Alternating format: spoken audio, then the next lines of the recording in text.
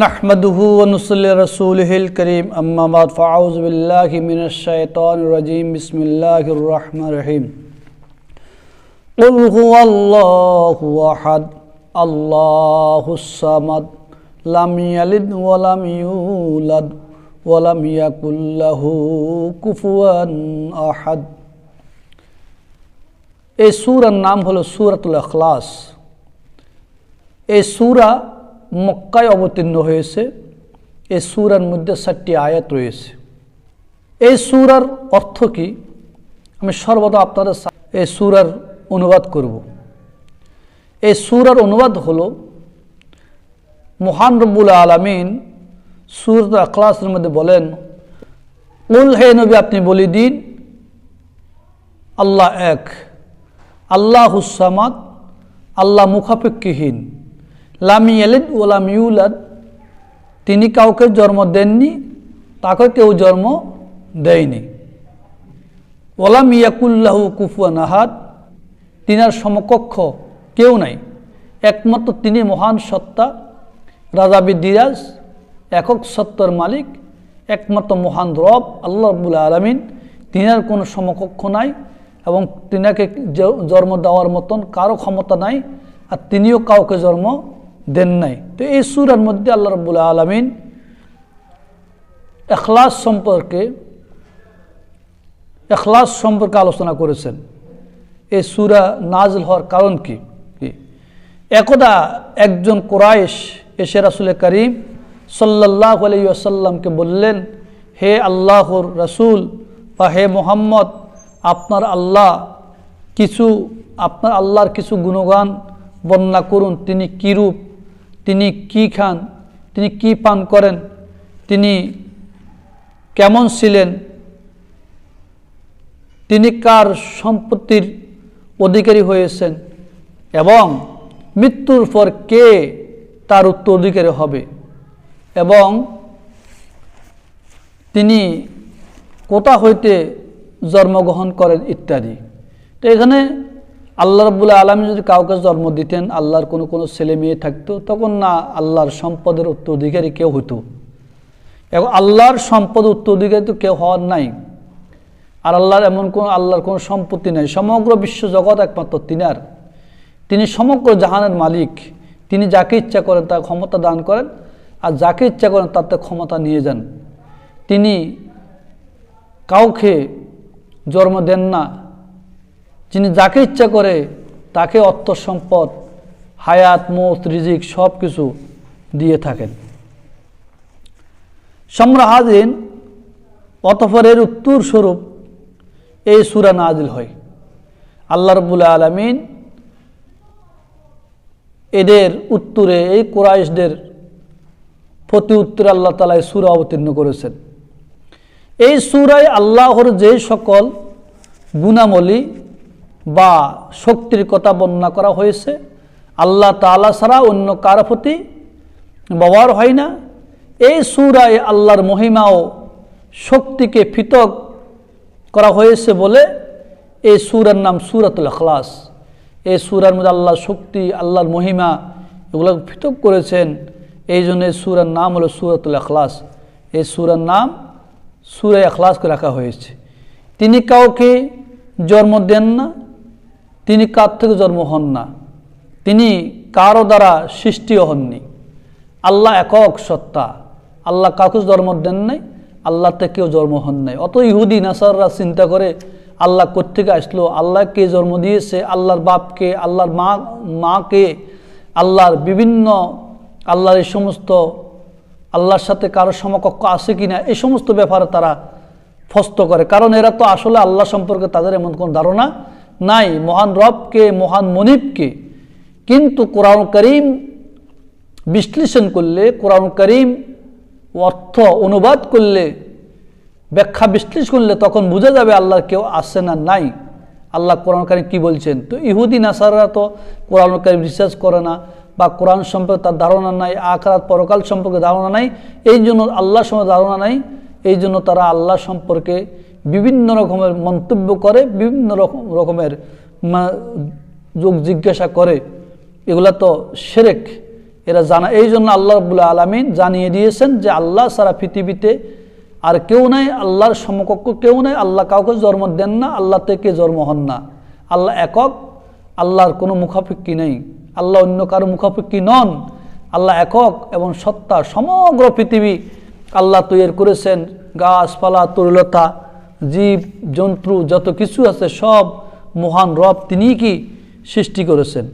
এই রকম হলে তাকে নিজের সৃষ্টির জন্য অন্যের উপর নির্ভর করতে হতো। যদি আল্লাহর কোনো মা থাকতো, কোনো বাপ থাকতো, আল্লাহ যদি কাউকে জন্ম দিতেন, কাউকে জন্ম হতেন, তাহলে উনি অন্য সৃষ্টির উপরে মুখাপেক্ষী থাকতেন। তো আল্লাহ তো কারো মুখাপেক্ষী নন, আল্লাহ কারো প্রতি নির্ভর করেন না। তিনি ন্যায়পরায়ণ, তিনি ন্যায়পরায়ণ মহা বিচারক হতে পারতেন না, অর্থাৎ ন্যায় বিচার করতে পারতেন না। বর্তমান সমাজে, রাষ্ট্রে ন্যায় বিচার করতে পারে না, একে অপরের কাছে বিভিন্ন একে অপরের মুখাপেক্ষী থাকে, কারোর সাথে বন্ধুত্ব সুলভ আচরণ হয়, হ্যাঁ, কারো সুনাম সম্মান এগুলা রক্ষা করার জন্য ন্যায় ইনসাফ ভিত্তিক কোনো বিচার আচার করতে পারে না। তো আল্লাহ তো সেরকম না, আল্লাহ একক সত্তা, আল্লাহ সমগ্র পৃথিবী তৈরি করেছেন, সকল মাকলুকাত তৈরি করেছেন, আল্লাহ কারো মুখাপেক্ষী নন, আল্লাহ যা ইচ্ছা তাই করতে পারেন। তিনি স্বয়ং নিরপেক্ষ এবং সমগ্র বিশ্ব তার মুখাপেক্ষী, সমগ্র পৃথিবী আল্লাহর মুখাপেক্ষী। এই সূরা দ্বারা আল্লাহর তাওহীদ বা একাত্মবাদ ঘোষণা করা হয়েছে। অন্য প্রাণী বা বস্তুর ইবাদতের অন্য প্রাণী বা বস্তুর ইবাদতকে বাতিল করা হয়েছে। অর্থাৎ আল্লাহ ছাড়া অন্য কারো ইবাদত করা যাবে না, কোনো বস্তুর ইবাদত করা যাবে না, গায়রুল্লাহর ইবাদত করা যাবে না, গায়রুল্লাহর প্রতি কোনো সম্মান প্রদর্শন করা যাবে না। আল্লাহ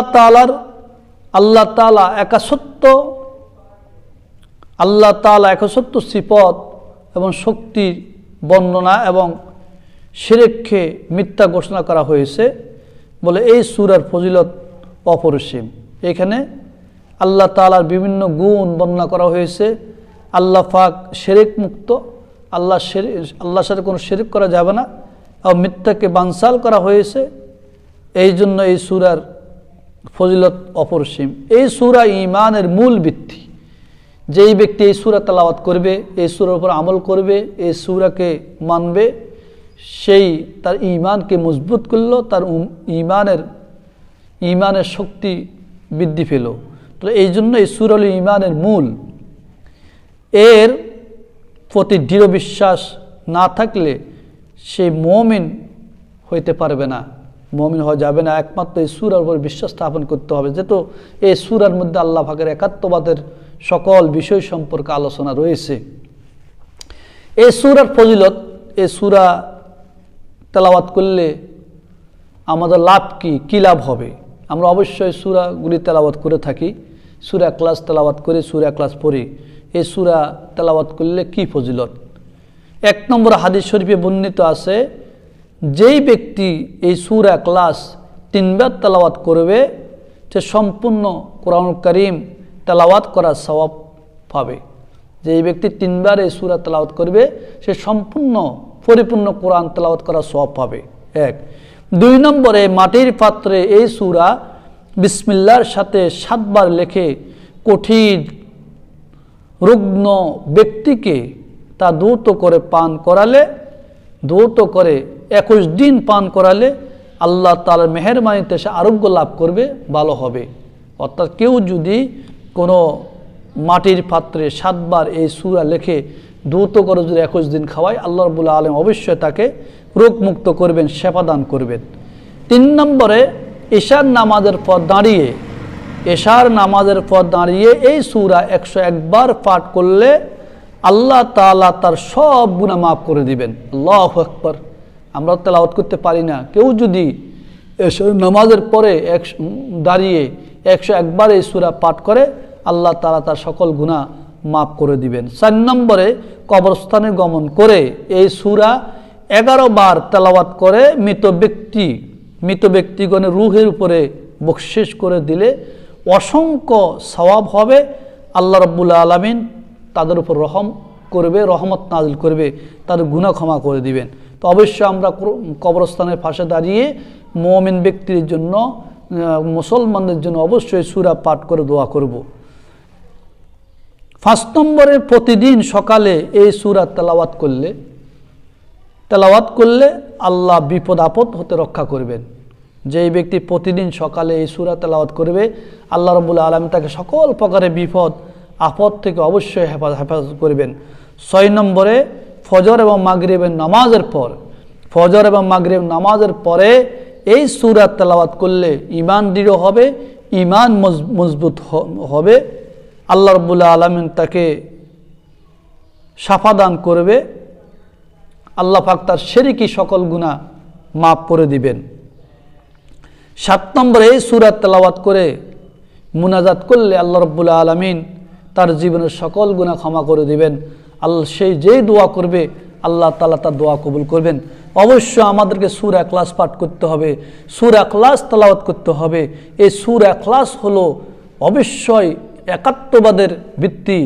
এই সূরার মধ্যে আল্লাহ একাত্মবাদের সকল বিশ্বাস, একাত্মবাদের সকল কিছু রেখেছেন, দুনিয়া আখিরাতের সকল কল্যাণ রেখেছেন। অবশ্যই আমরা সূরা ইখলাস তেলাওয়াত করব, আর সূরা ইখলাসের অর্থ পড়ব, সূরা ইখলাস বুঝবো ভালোভাবে, আর সূরা ইখলাসের উপর ঈমান আনবো। আর সূরা ইখলাস তেলাওয়াত করে আমরা যখন তেলাওয়াত করব, সূরা ইখলাস যখন আমরা বিশ্লেষণ করব, তখন আল্লাহর একাত্মবাদ সম্পর্কে আমরা জানতে পারবো। আর এই সূরা তেলাওয়াত করে অবশ্যই মৃত ব্যক্তির জন্য দোয়া করব, আল্লাহ রাব্বুল আলামিন অবশ্যই তারা মাফ করবেন। আমাদের মা বোন অনেকে আছেন, অনেক বৃদ্ধ লোক আছেন, বা সূরাতুল ইখলাস তেলাওয়াত করলে কি সওয়াব সেটা জানেন না। অবশ্যই আপনার মা, আপনার বাবা, আপনার ভাই বেরাত, আপনার আত্মীয় স্বজন, শ্বশুর শাশুড়ি মৃত্যুবরণ করলো, কবরস্থানে শুয়ে আছে, তাদের কবরের পাশে দাঁড়িয়ে সূরা ইখলাস তেলাওয়াত করেন। সূরা ইখলাস মানে কুল হু আল্লাহ, যেটা আমরা সাধারণভাবে জানি কুল হু আল্লাহ। এই কুল হু আল্লাহ সূরা বা সূরা ইখলাস অবশ্যই তেলাওয়াত করবেন, তেলাওয়াত করে তাদের জন্য দোয়া করবেন। আল্লাহ রাব্বুল আলামিন তাদেরকে মাফ করে দিবেন, ক্ষমা করে দিবেন।